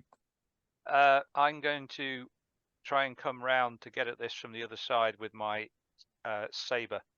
intending to break away next time and head for the bank. But Sure. in the meantime, a hack down with my saber. A 5. Yes, you actually get +1 ganging up bonus, so that's a 6 and it's a hit. Ooh, I will take that damage. 19. 19. Blimey. Now we're talking. Very nice. It's not quite enough for 2 wounds, but it is enough for 1 wound. As you, like, various arms and other bits are scythed off by your saber. As you start working around like you're trimming a hedge or something and kind of keeping it all orderly and tight. And Jubilee, you're next. Can I check which building is the bank? It's right at the far end, on the left-hand side. On the left-hand side. And I think I want to use another one of my devices to get as close to the bank as possible, as quickly as possible. Okay. Which is my meta transference device. But I do need to roll dice to do that. If you wanted to get to the bank, you could spend double the power points, I'll say, to get all the way there. Oh, okay. Let me just check all the numbers on this. Sorry to slow things down. So it's 2 normally, so that would be a 4. I'll have to spend one of my bennies to get some power points back, but that seems like a great use of resources anyway, so I will do that. And I can add 1 to bring someone with me as well. But I'm selfish. I think I want to confront whoever is behind this on my own, and we can speak man to man. So I'm just going to do that. But I do need to successfully cast it. Which you do, okay. You can plonk yourself on the far side.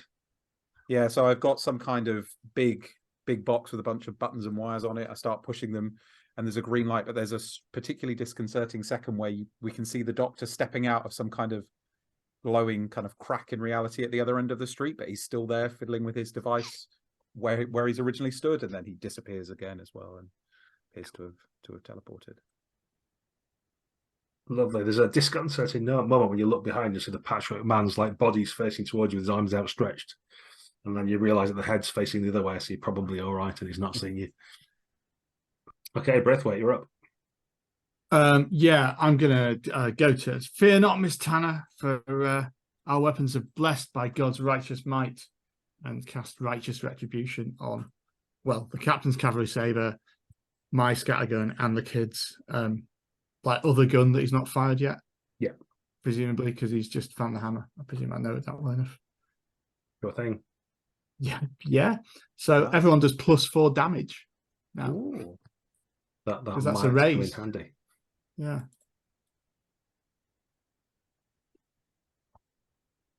Okay. The weapons glow, or whatever else they do, scintillate maybe. Just as the glam lends down an old rusty scythe in the direction of the Sedona kid. Getting only a 4 there. It's very disappointing. I'm going to be kind and not spend my bennies. I'm going to leave it like that. Because I'm, if nothing, a river to my people. The patchwork man, however, is going to get closer and probably start to block the path of Sedona as the head starts to right its way around again. And the grasping hands come towards you. It doesn't quite get there this time. Okay, Sedona, you get to act. Well, I feel my Colt Lightning calling to me, and it feels like it's being blessed. There is no other option but to let loose into this. I guess it's a melee now, isn't it?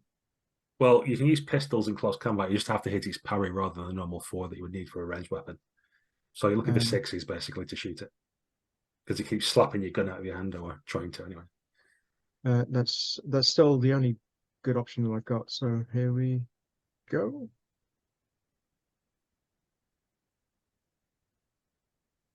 Throw a whole bunch of things in there. So there's. There we go. Fanning, I see. It's going to be 2 regular hits. It looks like 3 regular hits. Rolling damage, and this is going to be +4. In fact, if I spent a Benny on that, Oh, I'm not going to do that, actually. Might spend the penny on this. You'd spend a penny to reroll damage, I believe, if you Mm. want to. If you wish. That's 1 That's damage. 9 in total, which just shoots a couple of fingers off.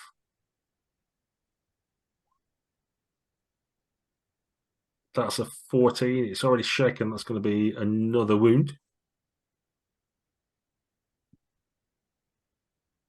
3 wounds would not be enough to take something out, but the glom's got more wounds because he's got more bodies attached to it.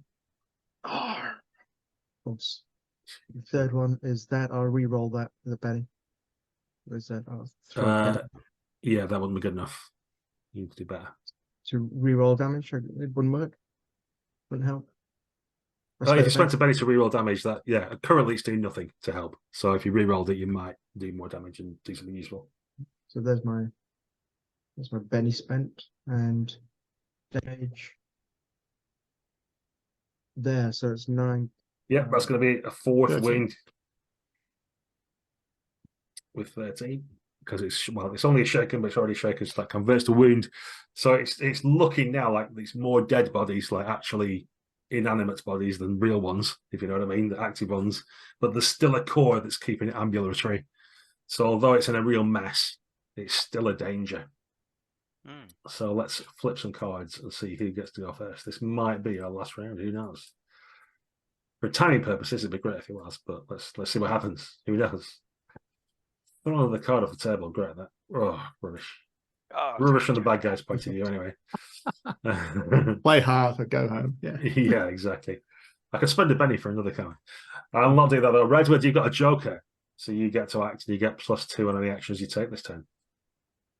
So I guess what I'm going to do is, seeing this thing on somebody's last legs, I'm going to yell the battle cry of my regiment and plunge my sword deep into whichever of its beating hearts is the closest, or unbeating hearts, as it may be. No. So that's a 9 to hit. Yep, it's actually going to be a 10 because you've got +1 for ganging up, Ganging up, yes, thank you. which is enough to make it a raise. So you get your extra d6 damage as well. 10. 14. 14, yes, thank you. Because you've got a blessed sword at the minute, which is enough to shake it, which converts to a wound. So that's enough to kill it. What does it look like when you finish the beast? Yeah, so I yell the motto of the regiment, for glory, and slam the sword right through the center of it, and it runs deep into it, right up to the hill, and I rip the sword out, and the creature just sort of begins to slough apart as the different bodies begin to fall apart and lose their cohesion. And there's very close to Dr. Jubilee's ears a sudden scream of "Nine!" that echoes down the street. Das ist verboten. Nine, why? And with that, Sedona, you get to act. Well, Sedona has only one thing that he can do at this point. It is to start the lament of the town, targeted at the patchwork creature. Okay. Performance? Yeah, go for it. I'm going to roll its spirit, I guess. Oh, definitely re-rolls out. Spends a penny to.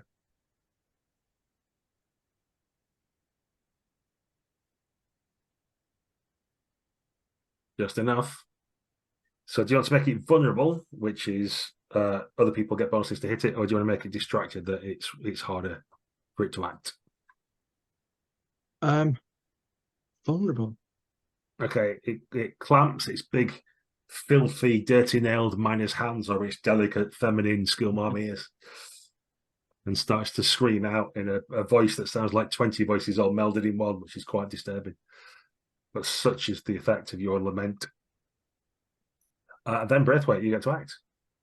Yeah, I'm going to rush forward over this pile of bodies and fire my scattergun at this vulnerable patchwork creature.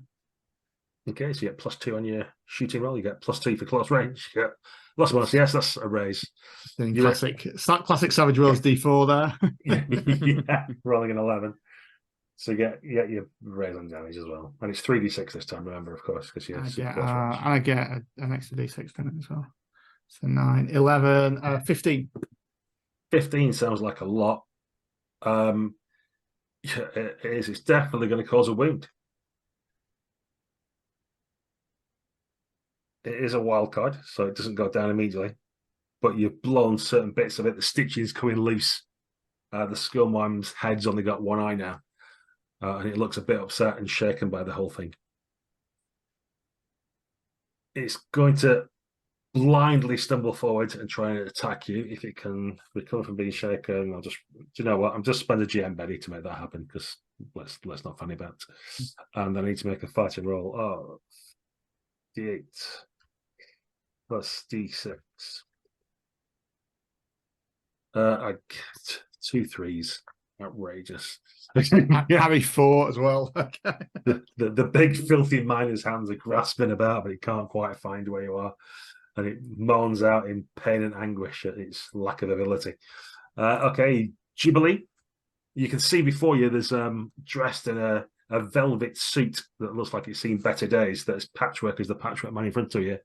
A German man, long hair, greasy, lank, flowing to his shoulders. His mustache is clinging to his face as well, full of machine oil and other things, and there's boils and spots all over him. And he's reaching out with some kind of like filigree device over his hand, and a bolt of electricity shoots in your direction. He's going to hit with that, and he's going to do 10 damage to you. His electrostatic hand cannon blasts you. What's your toughness? 5. Do I still have? Did I get some armor? Yeah, 2 armor. Yeah. Okay. Okay, so you, that makes it 7. So yeah, you're just shaken. You start to rattle, and then it's your action. So the first thing you need to do is make a spirit roll to see if you can overcome his steampunk kind of taser that he's hit you with. Yeah, you get 4. You can act. What do you want to do? Yeah. So wounded as I am, I'm intrigued by the device. And I'm still under the impression, perhaps mistakenly, that words can talk this man down.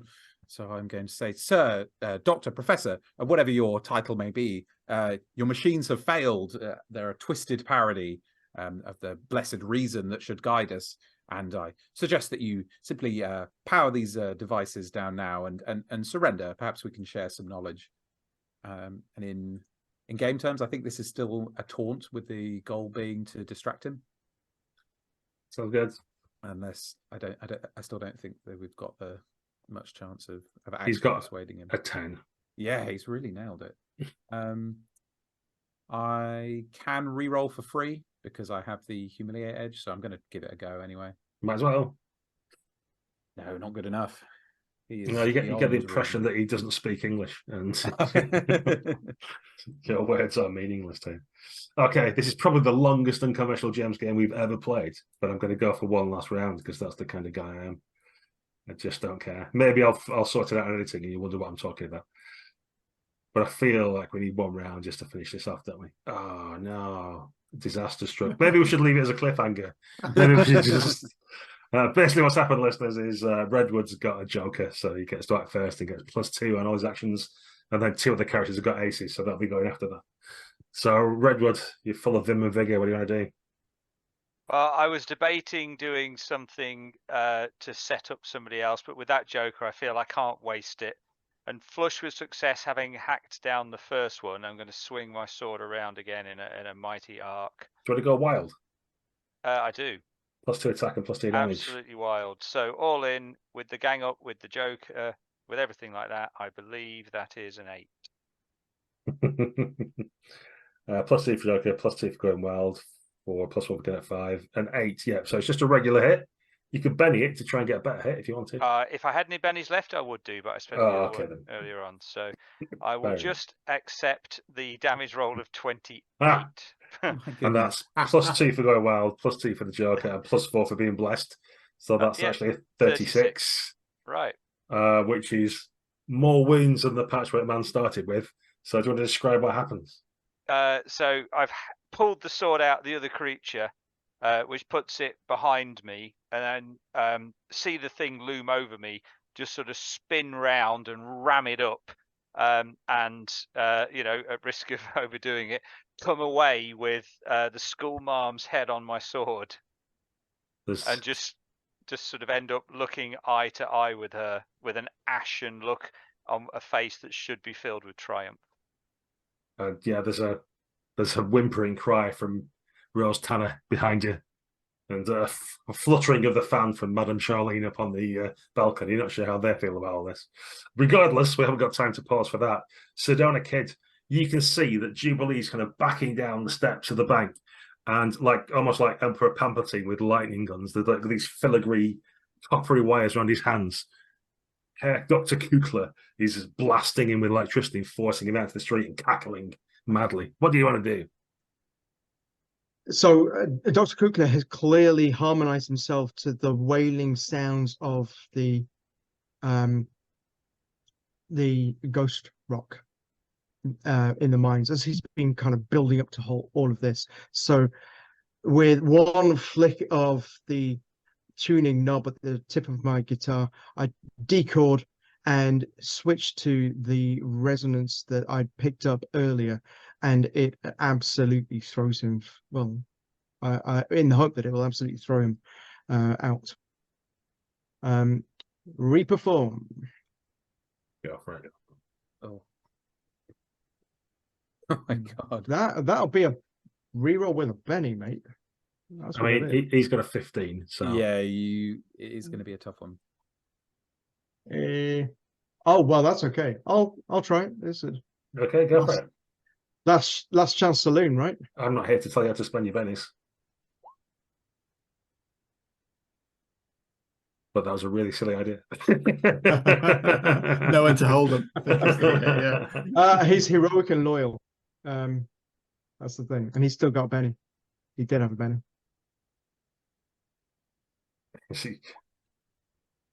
Well, there's a very strange disharmonic song, or a syncopated beat being played for everybody. Maybe it's the strange head on the sword that's putting her off. Jubilee. No, quite good. It got worse. That's discordant to the end, right? Yeah. Dr. Jubilee, you've got a nemesis to face. What do you do? Yeah. Well, we'll see how this roll goes, but I'm going to use my explosive devices. Perhaps he'd like to inspect them up close, see what he thinks. I'm going to spend more power points, so if this roll is good, it'll do a bit of bonus damage. 5's good enough to hit. Good enough to hit. How many bennies do I have? Do I want to risk it? Risking for a raise is not worth it with my abilities. So it's 3d6 damage because I did the damage modifier. You boosted the power, yeah. Yeah.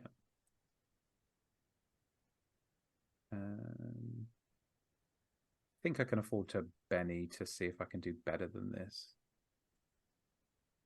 Good enough. Wow. As good as it's going to get. Yeah, so that's 17 damage in total. Yeah, so his lightning almost certainly reacts in a way that is bad for him with the explosive device. And I found the good one that I knew I brought with me that actually does have some explosive power behind it. So there's probably some kind of the purple flames of my explosion mingling with the green lightning of his gun. Yeah, there's probably a bit of the old baby trap that was in the mine that you've strapped to it as well. Just a bit of extra. Exactly. Okay, it's his go. I'm going to spend a Benny. He's wounded. He's looking bad. His coughs and splutters. His lightning guns just like crackle by his hands and don't go. Like when you've got one of those lighters for a gas fire, it just kind of clicks with a spark at the end. Nothing's coming out. And he rushes over to one of his devices to get himself out of here as he pulls the big brass lever on it. But Braithwaite, I'm going to give you one shot to do something to interfere. I mean, obviously, I'm going to rush towards him to get into short range if I can. It's going to be medium range, I think. All right, okay. For you.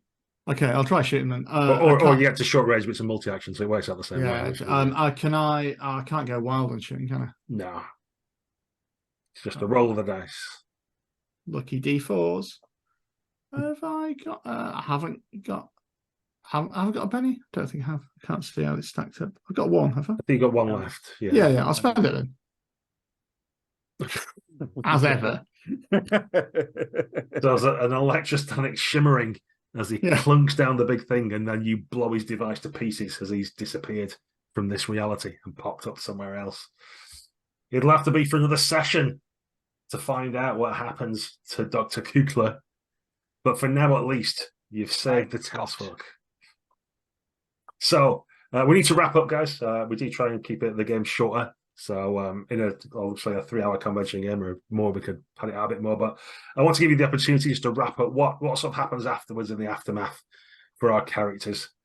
So shall we do it the way that the card holders are organised on the screen, if you will? So Braithwaite, then Jubilee, then Redwood, then Sedona last. So what happens, or what's your reaction in the aftermath of this? Starting with Braithwaite. We see Braithwaite. We see him walking out of the town sort of chapel, having obviously sat some time himself, and walking out past Boot Hill to the mountains, to the little hole in the ground, and going down into it, and sitting with a shame and saying, maybe we'll have another go on that, and just having a little just spending a bit of time getting in touch with his other side, because that seems to be the only thing that balanced the two parts of him to satisfaction. Right. Very exciting. Okay, and Jubilee?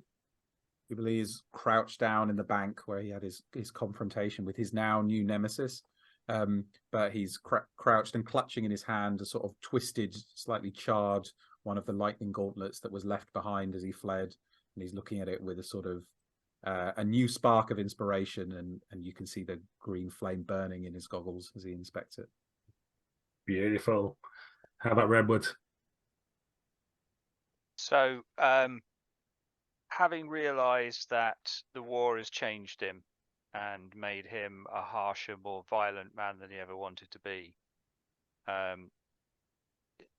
we sort of we close on Redwood's part of the story, seeing him in the church garden, dressed simply, with a hoe and other tools, tending to the garden, having chosen to stay here in Coffin Rock and try and find himself again. Lovely. And finally, Sedona Kid. Sedona Kid is just a little bit distressed that his performance in the last stages of the battle didn't work out. He's trying to rack his brains as to why, and he reckons that actually what he needed to do was to have not discordant but super harmonic. So he spent the next 6 months trying to work out how to add another neck to his guitar. So he had a twin neck guitar, and over the next few years he eventually works that into a multi-necked, multi-barreled shotgun device type thing, or pistol device thing, which transforms the fortunes of the agency in all manner of ways in the wild, wild Deadlands. I think we get an after credit sequence, don't we? The hell on earth, the things that follows, and you stomping through that hellish landscape with your multi-barreled guitar gun. But for now, dear watchers, dear listeners, thank you very much for watching and taking part. I hope you enjoyed our Deadlands run through. If you liked, please do like, subscribe, ring the bell, tell your friends about it, and leave some comments if you want to see more Savage Drills, more of this, more of a different flavour, because it's quite a flexible system, or what systems you would like us to see, because we've got plenty we could get through. Until then, though, bye for now.